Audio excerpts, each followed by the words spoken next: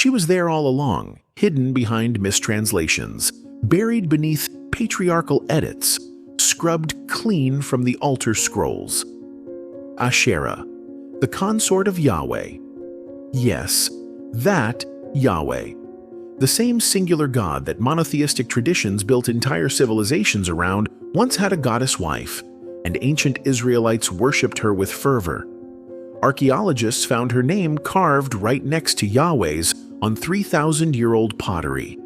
Sacred trees, female figurines, temple shrines dedicated to her all point to a divine feminine lost to time. But wait, it gets worse. Her erasure wasn't subtle.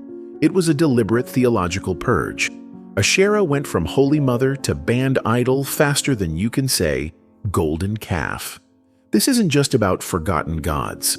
It's about power, gender, and a version of history that never made it past the red pen of scribes. We're pulling back the temple curtain on one of the Bible's biggest secrets. And trust me, it changes everything you thought you knew about the one true God. The goddess of the Hebrews didn't vanish. She was erased. Of course, ancient Israelites had a goddess. She even had her own cult. Asherah wasn't some fringe pagan add-on. She was central. In fact, early Hebrew religion was polytheistic. Yahweh wasn't alone. He had a divine partner, and people loved her. Worship of Asherah was deeply integrated into daily life.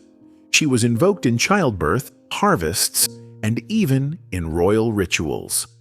At Kuntilat Adrud, an 8th century BCE desert outpost, archaeologists found inscriptions blessing people by Yahweh and his Asherah. Yes, they wrote it like a divine couple.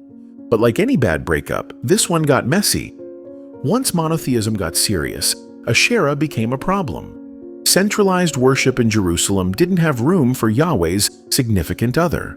Kings like Hezekiah and Josiah went on icon-smashing rampages to purify the religion.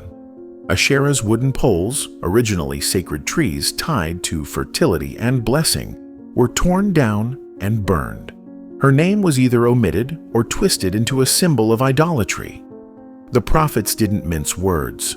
Worship her and you're doomed. But her memory proved hard to kill. Temple priesthoods tried rewriting her out of existence. Didn't work. Why? Because she was embedded everywhere. High places, household shrines, even temple artifacts had her fingerprints.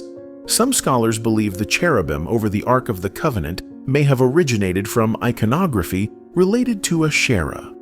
Female figurines, often headless from later desecration, turn up across Israelite homes, not as trinkets, as sacred tools. The elite might have edited her out of the official record, but the people, they kept her close. Even Deuteronomy seems to know she existed. It doesn't just forbid Asherah worship, it assumes everyone's doing it. This wasn't fringe resistance. This was mainstream. So why erase her? Because female power scared the theocrats. The shift toward monotheism wasn't just theological, it was political. Centralized male priesthood, male prophets, male kings. A female deity complicated everything. Asherah represented fertility, domesticity, and cosmic balance.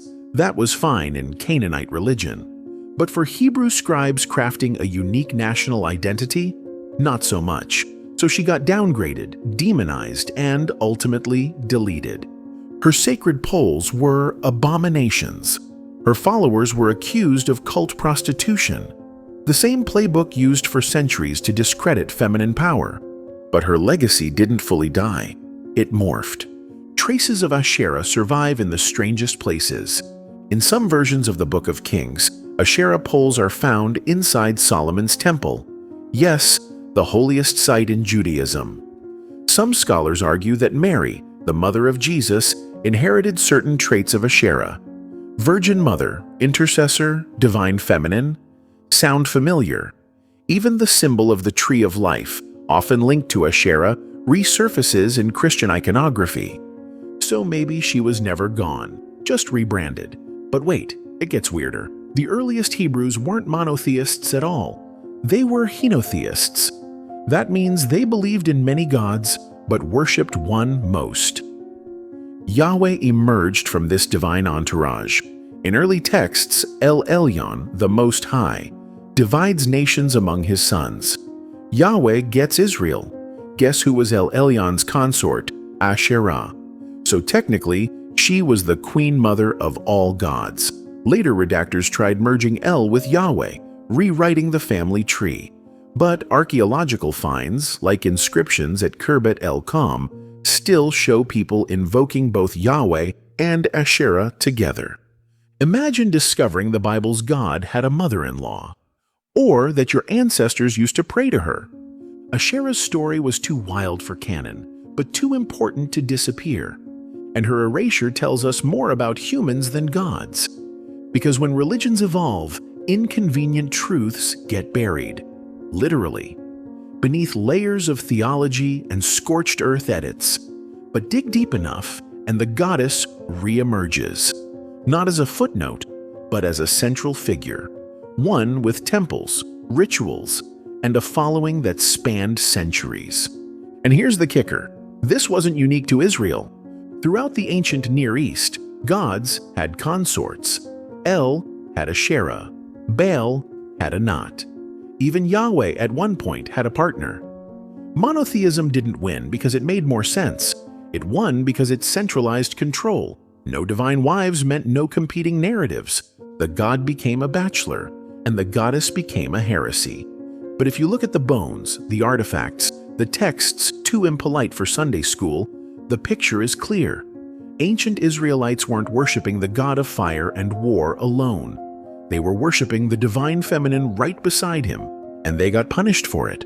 Asherah poles became targets during religious reforms. Priests were ordered to destroy them. Worshippers were labeled as deviant. Whole passages were edited to remove her references.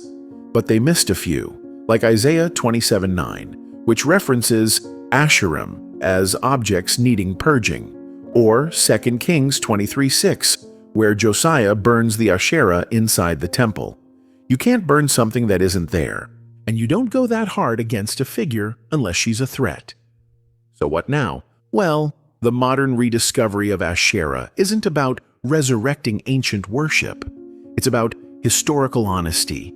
It's about seeing how power rewrites memory, how sacred feminine imagery once occupied center stage, then got shoved off it, and how centuries of theology were shaped not just by divine revelation, but by deliberate omission.